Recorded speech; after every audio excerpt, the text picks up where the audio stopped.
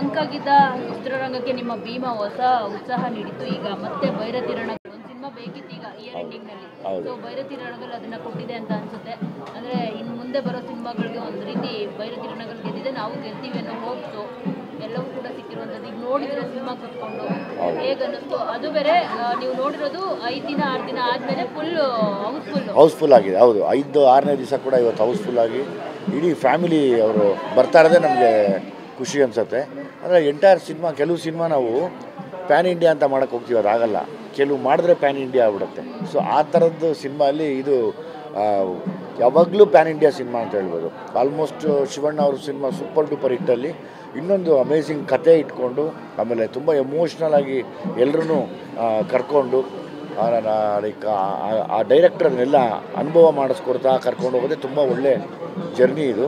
ನಾನು as it is Shivanna ಅವರ fan ಆಗಿ ಶಿವಣ್ಣನ ನನ್ನ ಅಣ್ಣ ಅಂತ ಕರೆದು ಅವ್ರನ್ನ ನೋಡೋವಾಗ ಎಷ್ಟೋ ಸರಿ ಒಂದು ಹಸಿದಿರೋ ಸಿಂಹ ಕಾಯ್ತಾನೆ ಇರುತ್ತೆ ಗೊತ್ತಾ, ಬೇಟೆ ಆಡಬೇಕು ಅಂತ. ಹಾಗೆ ಪ್ರತಿ ಸೀನರು ನಮ್ಮ ಕಣ್ಣಿಗೆ ಕಾಣಿಸ್ತಾನೆ ಇದ್ದಾರೆ. ಎಂಟೈರ್ ಸಿನಿಮಾ ತುಂಬ ಎಮೋಷ್ನಲ್ ಆಗಿ ಇವತ್ತು 5ನೇ ದಿವಸ ಆದರೂ ಕೂಡ ಎಲ್ಲ ಕಡೆನೂ ಹೌಸ್ಫುಲ್ಲಾಗಿ ಸಿನಿಮಾ ಓಡ್ತಿರೋದೇ ಒಂದು ವಿಶೇಷ. ಅಂದರೆ ಒಂದು ಏನು ಹೇಳ್ತಾರೆ, ಒಂದು ಶುಭ ಶಕುನ ಅಂತಾರಲ್ಲ, ಹಾಗೆ ಈ ವರ್ಷದ ಸೂಪರ್ ಡೂಪರ್ ಹಿಟ್ಟಲ್ಲಿ ಭೈರತಿ ರಣಗಳು ಕೂಡ ಸೇರಿಕೊಂಡಿದೆ. ನನಗೆ ಪರ್ಸ್ನಲಿ ತುಂಬ ಇಷ್ಟ ಆಯಿತು.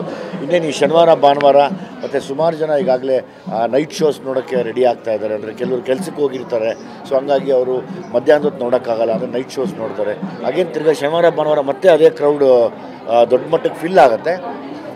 ಅಟ್ ದ ಸೇಮ್ ಟೈಮ್ ಇಡೀ ಫ್ಯಾಮಿಲಿ, ಅಂದರೆ ಮೊದಲು ಅಣ್ಣವ್ರ ಸಿನಿಮಾಗಳು ಬರ್ತಿತ್ತು, ಕಂಪ್ಲೀಟ್ ಫ್ಯಾಮಿಲಿ ಕೂತ್ಕೊಂಡು ನೋಡೋಂಥ ಒಂದು ಸಿನಿಮಾ. ಆ ಥರ ಒಂದು ಕಂಪ್ಲೀಟ್ ಫ್ಯಾಮಿಲಿ ಕೂತ್ಕೊಂಡು ನೋಡೋಂಥ ಒಂದು ಸಿನಿಮಾ ಅಲ್ಲಿ ಭೈರತಿ ರಣಗಳು ಕೂಡ ಒಂದಾಗಿದೆ.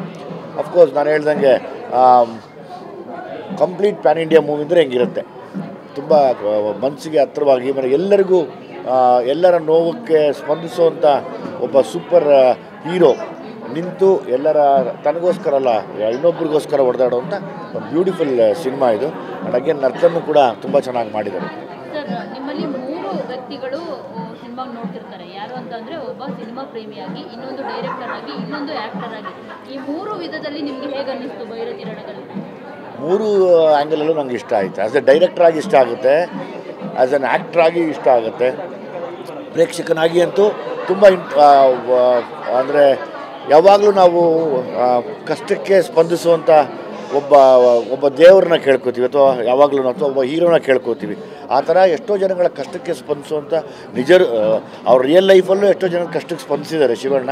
ಹಂಗೆ ಆನ್ ಸ್ಕ್ರೀನ್ ಕೂಡ ಸ್ಪಂದಿಸಿ ಇವತ್ತು ದೊಡ್ಡ ಮಟ್ಟಕ್ಕೆ ಅದೆಲ್ಲ ಕಡೆ ಹೆಸರು ಮಾಡಿದೆ. ಅಂದರೆ ಅವರು ಆ್ಯಸ್ ಇಟ್ ಈಸ್ ಅವ್ರ ಗುಣಗಳು ಹೆಂಗಿದೆಯೋ ಅದು ಹಂಗೆ ಅಲ್ಲೇ ಇಟ್ಟಿದ್ದಾರೆ. ಅದಕ್ಕೆ ಖುಷಿ ಅನ್ಸುತ್ತೆ ಮನಸ್ಸಿಗೆ.